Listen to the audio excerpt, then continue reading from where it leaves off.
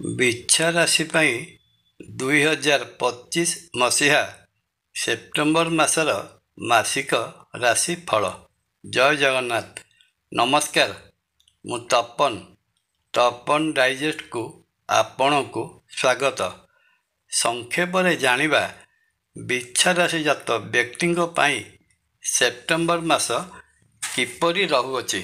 ଏ ମାସରେ ବିଛା ରାଶି ଜାତ ବ୍ୟକ୍ତିଙ୍କର ଜୀବନରେ ଖୁସି ଓ ଆନନ୍ଦର ସମ୍ଭାର ଲାଗି ରହିବ। କ୍ୟାରିୟର ଦୃଷ୍ଟିକୋଣରୁ ଦେଖିବାକୁ ଗଲେ ଜଣାଯାଏ, କର୍ମକ୍ଷେତ୍ରରେ ସମ୍ମାନ ଓ ପ୍ରଶଂସା ଲାଭ ସହିତ କିଛି ଭଲ ଖବର ମିଳିବାର ସମ୍ଭାବନା ରହିଅଛି। ସରକାରୀ ଚାକିରି କରୁଥିଲେ ପ୍ରଶାସନିକ କ୍ଷମତା ହାସଲ କରିବେ। ଉପରିସ୍ଥ ଅଧିକାରୀଙ୍କ ପ୍ରଶଂସାର ପାତ୍ର ହେବେ। ପ୍ରମୋସନ୍ ମିଳିବାର ସମସ୍ତ ସମ୍ଭାବନା ରହିଅଛି। ସହକର୍ମୀମାନେ ମିତ୍ର ଭଳି ଆଚରଣ ପ୍ରଦର୍ଶନ କରିବେ। ବାଣିଜ୍ୟ ବ୍ୟବସାୟ କ୍ଷେତ୍ର ସହିତ ସମ୍ପୃକ୍ତ ରହିଥିଲେ ସୂର୍ଯ୍ୟ ଓ ବୁଧ ମହାଗ୍ରହଙ୍କର ଆଶୀର୍ବାଦରୁ ବେପାର କ୍ଷେତ୍ରରୁ ଭଲ ରକମର ଅର୍ଥ ଉପାର୍ଜନ କରିବାକୁ ସକ୍ଷମ ହେବେ। ରାଜକୀୟ କାର୍ଯ୍ୟ ଯଥା କଣ୍ଟ୍ରାକ୍ଟ, ଅର୍ଡ଼ର ସପ୍ଲାଇ ସହିତ ସରକାରଙ୍କ ସହିତ ଅନୁବନ୍ଧିତ ରହି କରୁଥିବା କାର୍ଯ୍ୟରୁ ପ୍ରଚୁର ଧନ ଉପାର୍ଜନ କରିବା ପାଇଁ ଏହି ସମୟ ବେଶ ଅନୁକୂଳ ରହିଅଛି। ସେହିପରି ସମାନ୍ତରାଳ ଭାବରେ ନୂତନ କାର୍ଯ୍ୟାଦେଶ ପାଇବାର ମଧ୍ୟ ଯୋଗ ଦେଖାଯାଏ।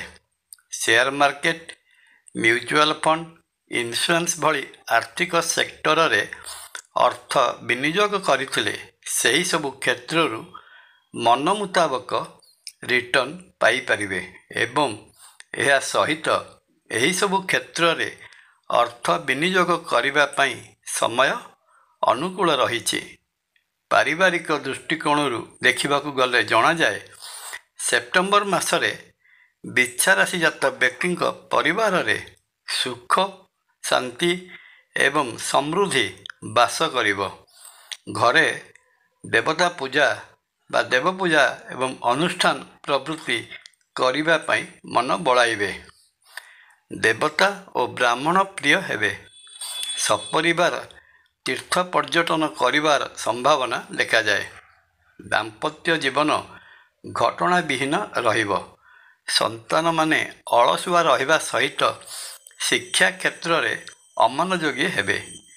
ପ୍ରେମ ସମ୍ପର୍କରେ ଥିବା ବିଛା ରାଶି ଜାତ ବ୍ୟକ୍ତିଙ୍କ ପାଇଁ ସେପ୍ଟେମ୍ବର ମାସଟି ଭଲରେ ଯିବ ନାହିଁ। ବିଛା ରାଶିର ପଞ୍ଚମ ସ୍ଥାନ ମୀନ ରାଶିରେ ରହିଥିବା ବକ୍ରୀ ଶନି ମହାଗ୍ରହ ଲଭ୍ ଲାଇଫରେ ସନ୍ଦେହର ବୀଜ ବୁଣିବା ସହିତ ସମ୍ପର୍କରେ ଫାଟ ସୃଷ୍ଟି କରିବା ପାଇଁ ଚେଷ୍ଟା କରିବେ। ସ୍ୱାସ୍ଥ୍ୟ ଦୃଷ୍ଟିରୁ ଦେଖିବାକୁ ଗଲେ ଜଣାଯାଏ, ମାସର ଦ୍ୱିତୀୟାର୍ଦ୍ଧରେ ବିଛା ରାଶିର ଷଷ୍ଠ ସ୍ଥାନର ଅଧିପତି ମଙ୍ଗଳ ଦ୍ୱାଦଶ ଭାବରେ ରହି ଷଷ୍ଠ ସ୍ଥାନକୁ ସପ୍ତମ ବୈର ଦୃଷ୍ଟି ପ୍ରଦାନ କରୁଥିବାରୁ ବିଛା ରାଶି ଜାତ ବ୍ୟକ୍ତି ରକ୍ତ ବିକାର ଜନିତ ରୋଗ ଭୋଗିପାରନ୍ତି। ଘା ଘଉଡ଼ ଓ ବ୍ରଣ ଜାତୀୟ ସମସ୍ୟା ଦେଖା ଦେଇପାରେ। ପୁରୁଣା ବ୍ଲଡ଼ ପ୍ରେସର ରୋଗୀ ନିୟମିତ ଚେକଅପ୍ରେ ରୁହନ୍ତୁ। ଏତଗଲା ମୋଟାମୋଟି ଭାବରେ ବିଛା ରାଶି ପାଇଁ ସେପ୍ଟେମ୍ବର ମାସର ମାସିକ ରାଶି ଫଳ।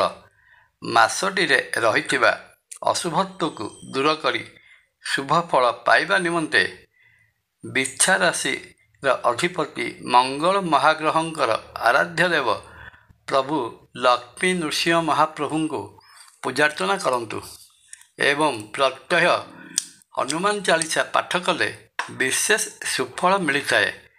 ପରିଶେଷରେ ଶ୍ରୀକ୍ଷେତ୍ର ପୁରୀରେ ବିରାଜିତ ମହାବିଷ୍ଣୁ ଶ୍ରୀ ଜଗନ୍ନାଥ ମହାପ୍ରଭୁଙ୍କୁ ଦର୍ଶନ କଲେ ରହିଥିବା ସମସ୍ତ ଦୋଷ ଖଣ୍ଡନ ହୋଇ ବିଛା ରାଶି ଜାତର ବ୍ୟକ୍ତି ସମସ୍ତ ମନୋବାଞ୍ଛିତ ଫଳ ପ୍ରାପ୍ତ ହୋଇଥାନ୍ତି। ଜୟ ଜଗନ୍ନାଥ।